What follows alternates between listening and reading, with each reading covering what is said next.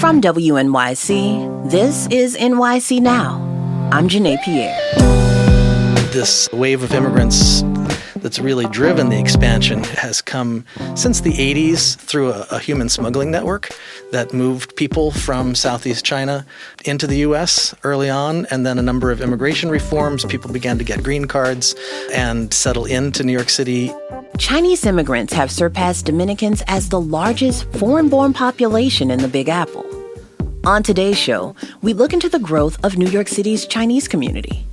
But before we get into that, here are a few headlines we're watching. Finally, there's a plan to cool sweltering subway stations, and it involves something called geothermal technology. Mayor Zohran Mamdani explains it as technology that will use thermal energy to suck heat out of subway stations and store it in nearby buildings for the winter season. Sounds complicated, but not impossible, I guess. The mayor says the study will cost about $800,000 and will start at the Brooklyn Bridge, City Hall, and Chambers Street Station complex. Don't look for relief right now. Design work will begin in 2027. Gotta be honest, all this time, I thought the Wu-Tang flag was the unofficial flag for Staten Island, but apparently not. The borough has another flag that could soon become legit under New York City law. The newer flag has a beige background with a colorful circular seal in the center. Inside the seal, a woman holds a downturned sword and a shield with two turtle doves as she looks out over a ship in a boat on the water. The words Staten Island and City of New York wrap all the way around the image. But I guess there wasn't space for the words Wu-Tang Forever. A city council committee will vote on the bill to make Staten Island's flag official on Thursday. Another vote the city council is set to take this week involves outdoor dining and making it a year-round fixture again. The proposal would also let restaurants weatherproof the structures for colder months. Right now, those street setups are only allowed from April through November. For more of what's happening in and around New York City, visit our news site, Gothamist.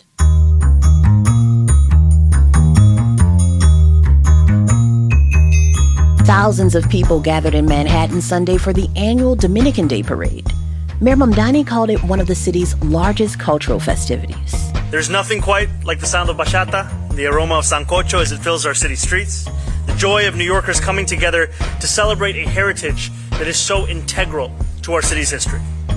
Since the 1990s, Dominicans have been the largest immigrant group in New York City. They anchor iconic neighborhoods like Washington Heights and large parts of the Bronx. But unfortunately, the Dominican population is declining here. That's according to a new report by the Department of City Planning. Now, Chinese immigrants hold the top spot as the city's biggest foreign-born population. The report, done just once a decade, puts the Chinese population at 397,000. That's up 5% since 2013. Over that same stretch, the Dominican population fell 6% to 390,000. I know what you're thinking. Does this even matter?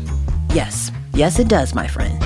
These counts help decide which communities get funding for things like language access and healthcare.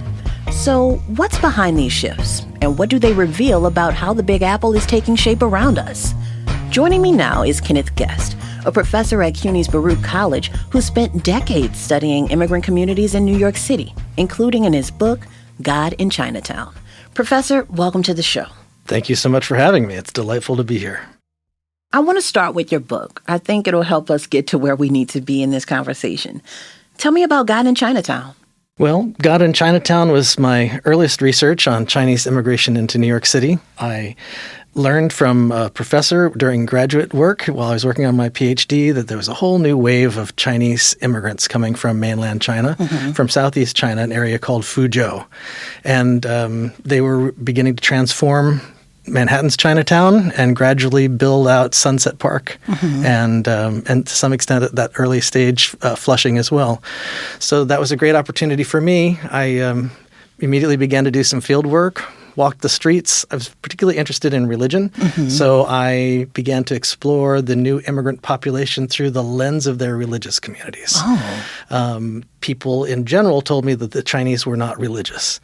I myself had a personal experience of living in Beijing while I was an undergraduate, and even in the 80s, there were churches and mosques, Buddhist temples, people practicing their religious traditions. And so I knew that that wasn't an accurate description. So I thought, well, let me just take a few weeks and try to walk every street in Chinatown, Manhattan, and see what I find. Yeah. And I found 65 religious communities in Manhattan's Chinatown. And that was really a fascinating revelation to me. And also part of what came out of that early research was a recognition that people were organizing their religious communities around home area or language. So not all Chinese were going to all churches or all mosques or all temples. The churches were organized around language use, for instance. And this new Chinese population from Fuzhou speaks a particular dialect, Fuzhounese, and that is that's distinct from Mandarin and distinct from Cantonese, mutually unintelligible, in fact. Okay. So, for those immigrants coming with Fuzhounese language skills to be able to find a religious community with other people from Fuzhou who also spoke the same dialect, and often from the same hometown, the same home region, that was just an amazing opportunity for them to find an entry point into American life, into Chinatown. So that's where God in Chinatown came from. Part of the study also involved returning to the home villages of many of these immigrants because I couldn't quite understand why everybody was coming. So many people said to me, well, we're here, but everybody else in the village is coming. Like, what's going on? What's going on here? Yeah. So I realized I had to go back home to understand the conditions at home, to see what was happening there. So I made many, many trips to Fuzhou, lived in villages, visited temples, churches, and gotten to see the differential economic opportunities. I love your research. Thank you so much. Love the research. Honestly, I want to go back now, before you even started college. Where did this fascination with Chinese communities come from? The deep history is that my grandparents were Methodist missionaries in India, China, and the Philippines. And so they traveled in China in the 1930s. And so it was somewhere deep in my psyche, I suppose. A lot of conversations about that. They were pretty much thrown out of every country they were in because of their alliance with the independence movements. But they were deeply involved with the Chinese community in the Philippines. And when I was in high school, my mom decided to take me to the Philippines to see where they had lived. And then we went to Hong Kong. And that's it. Sort of the your Genesis story, I suppose. Part of my Genesis story. Yeah, absolutely. Yeah. And then when I was in college, I had a chance to take a language. And I narrowed it down to Russian, Arabic, or Chinese, and Chinese fit my schedule. Love it. I know your book, God in Chinatown, came out in the early 2000s. And it seems like you've learned so much through your research and your writing. Are you surprised by this continued sort of great migration of Chinese immigrants here in New York City? No. This is a pattern, a system that's developed over the last 40 years, built on an earlier wave of immigrants from South China, from Canton, from Guangzhou. Yeah. And so this wave of immigrants that's really driven the expansion has come since the 80s, initiated through a human smuggling network that moved people from Southeast China into the U.S. early on, and then a number of immigration reforms. People began to get green cards and settle into New York City, become citizens, bring relatives, using the kind of chain migration that's possible through our immigration laws. And that system is still in place, not only for the migration process, but once arriving, there's an elaborate economic and social network that allows people to plug right in and find their way. Yeah, let's talk about that a little bit more because, New York City plays this role of being this social hub and job incubator for a large diaspora of Chinese immigrants. Can you talk more about that? Sure. It's a social science study of immigration. One of the things we look at historically are immigrant ethnic enclaves. Certainly the Lower East Side of Manhattan in the 1880s, 1890s, early 20th century was an ethnic enclave for immigrants coming from Eastern Europe, Jewish community, and a lot of times people came and organized their social, religious, economic life around what we call social capital. They found ways of mobilizing a set of resources. When they didn't have any money, they were able to mobilize a set of social capital resources that allowed them to draw on hometown networks, family networks, religious networks, co-language networks to find jobs, to find housing, to make their way. And so we think of ethnic enclaves as places where people live and work. Right. And that economic piece of it is huge. So it's not just a residential area, but it's also where people build out ethnic-oriented economic opportunities as well. And I'm thinking off the top of the dome here, restaurants, yes, nail salons, You've got it. Absolutely. Yeah. And in the early days, construction trades were also a big thing, and garment shops. So those were the big pulls. Social scientists think of migration as having pushes and pulls. They're not random. Very few people actually move in life in the world. But if you do move, it tends to be because something really pushed you. And then where you choose to go tends to be because there's something that really pulled you. Yeah. And that's the ethnic enclave and its opportunities pull people here. We're going to take a pause here, but when we return, Professor Guest talks about communities outside of Manhattan's Chinatown that Chinese immigrants now call home. Stick around.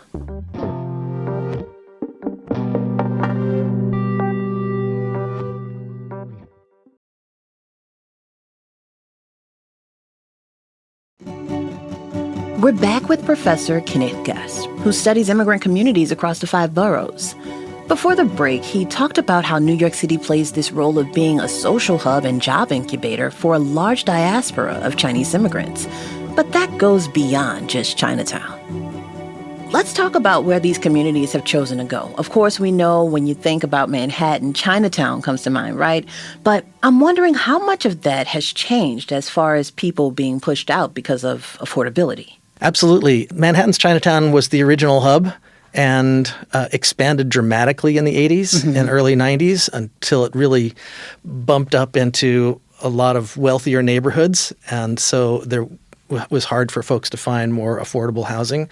And so then people began to follow the B and the D and the N and the R subway lines out to Brooklyn. Sunset Park. Exactly. And that's how we get to Sunset Park. And so we began to see Sunset Park, which was also a struggling neighborhood that had really been hit hard by the 1970s fiscal crisis and people moving out. And so there was available housing stock and space to start small businesses. And so people began to use Sunset Park as a place to live and to do and have some small businesses. They commute back into Chinatown to find the employment agencies. Once New York City was saturated with Chinese restaurants, entrepreneurs in this immigrant group began to look at towns outside of New York City to start Chinese restaurants. Gotcha. Then they began to create the bus lines, starting with vans, to move workers. Dollar vans? Is this where the dollar vans come Well, the from? dollar vans also were part of moving people around from Manhattan into Brooklyn and into Queens. But these are more long-distance ones. Now they run lines to Miami and Wisconsin and Maine and all over the country to move workers, restaurant supplies, back and forth. You know, you quickly mentioned Queens. I just want to say Flushing looks completely different now, right? It does. Flushing, I think of it as an Asia town rather than just a Chinatown. It's so many different Asian populations, and it tends to be a little more middle class.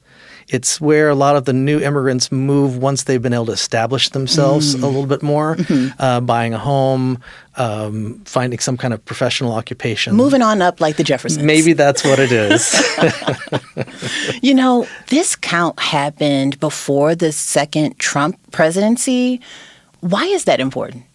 Well, it captures a particular moment. And so I know that some more recent data has come in that shows an even larger number of Chinese here in New York over the last 5 years, and an additional increase. So really during the first Trump presidency, we saw a tapering off of the immigration from China, a slowing down as people were concerned about anti-immigrant sentiment. And then that really shut down during COVID. Yeah. That was, China shut down, so it was very hard for people internally to move. And then the international piece became a very, very difficult journey. What we've seen since COVID, however, is a reopening of that migration flow into New York City. So certainly in the first half of the 2020s, significant numbers of Chinese have continued to flow into New York. Mm-hmm. I was in Brooklyn maybe a year and a half, 2 years ago, with meeting with some religious leaders and who were starting to provide some social services to different people. And they were asking me why so many people were coming across the southern border and being bused to New York and staying at hotels that the city was providing. Mm-hmm. There are no Chinese in those hotels. They couldn't quite figure out why folks needed to go to those hotels. And what we were seeing is that the Chinese have such an elaborate system of ethnic support. They don't need the hotels. That they were plugging into that. Mm-hmm. And a lot of these new immigrants were coming from areas where, when they got to New York, there wasn't an extensive immigrant support network within their own community.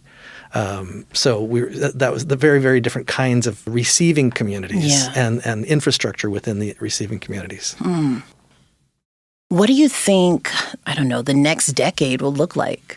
That's hard to tell given the current immigration status here in the U.S., right? In terms of how immigration flows are going to be affected by that. It's clear to me that there will continue to be a strong immigration flow from China. Part of that is there's work to be done here in the U.S., so there's a pull. And these folks that I study, primarily from Fuzhou, are labor immigrants. They come to work in restaurants. Maybe they are able to turn that around and become entrepreneurs and have their own restaurants. And so those are opportunities that require not a lot of startup capital. And if business knowledge you can acquire by going to work in a restaurant for a while or a nail salon for a while. So I think we will continue to see that flow.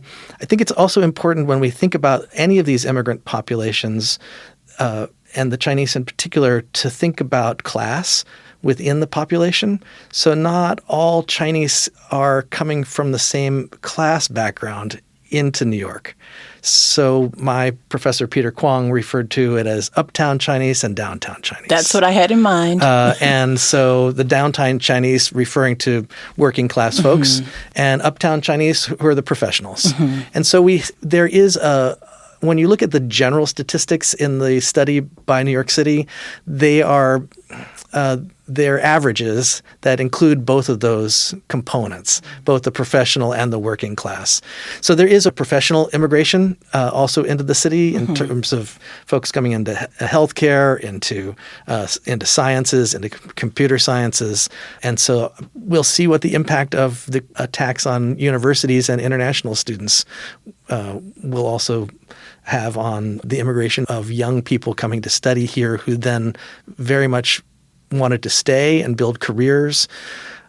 I was walking on the West Side over the weekend on a pier, and there were 3 Chinese gentlemen fishing. And I started talking to them in Chinese, and they were, of course, quite surprised that we could have that conversation. But they came because their children had come to the U.S. as students, become professionals, and then they had brought their parents. So they were not from Fuzhou. They were from central China, Shandong. One of them was from northeast China, Harbin. And so there's also that migration flow. Yeah. And, I'm thinking now on the other end of that, right? Like Chinese immigrants who have come over and started a family. Those now first-generation Chinese Americans are going on to live a lovely life, hopefully here in New York City. It's been part of the pleasure of studying this community over 30 years is to watch the evolution of the community. Yeah. And part of that is in terms of the intergenerationality of it. So it's been my pleasure over the last few years to work with a whole group of Fuzhounese second-generation immigrants. Their parents immigrated. And they worked, the children worked in restaurants and grew up in the restaurants. And then they went to college. And so they are young professionals, and they are really exploring what it means to be a second-generation group here in the United States. What does it mean to grow up as children of restaurant workers, of garment shop workers, of nail salon workers, then to achieve a level of professional success educationally and in their early careers, and still want to think about how to be of service to the Chinese community. And that's been exciting. We held our first conference with that group at Baruch, my university, a couple of years ago, and they're going to have their 4th annual conference coming up later this summer. I love to hear that, actually. As much as this report is good news for Chinese immigrants, on the other end of this, the Dominican population here in New York City declined 6%. And for years now, they held that top spot since the 90s. But for years now, we've seen the growth of Dominican political power in places like the Bronx and Manhattan. Dominicans have had the largest foreign-born group, as I mentioned, since the 90s here. And over that time, we've seen that growth of Dominican political power. But I am wondering, are we seeing that same growth politically in Chinese communities for Chinese New Yorkers? I think we're beginning to see it. It's slowly. The political process is happening within the community and building local infrastructure. There are hometown associations that meet on a regular basis, people from the same hometowns. Those have formed regional associations, and they're the Fujianese American Association, the Chinese Benevolent Association are navigating the political world with New York City politicians, and beginning to see some elected officials. John Liu, of course. One of the challenges for the Chinese in New York City is that I would say most of the new immigrants are working class folks and coming from China, where political participation was not something anyone sought. It was not what you wanted to do was stay as far away as possible from that. So it's a cultural turn to begin to think about how to mobilize into a political process here in the United States and in New York City. So and then I think the language challenge is really huge. I did a study of at Baruch a few years ago of our Fujianese students. We found that only 50% of their parents had gone to high school. And so, just not a lot of educational background. And linguistically, most of them were still using Fujianese at home. And even at Baruch, they were using Fujianese to mobilize friend groups to help each other with school. With schoolwork, And then they'd go to Mandarin and then English.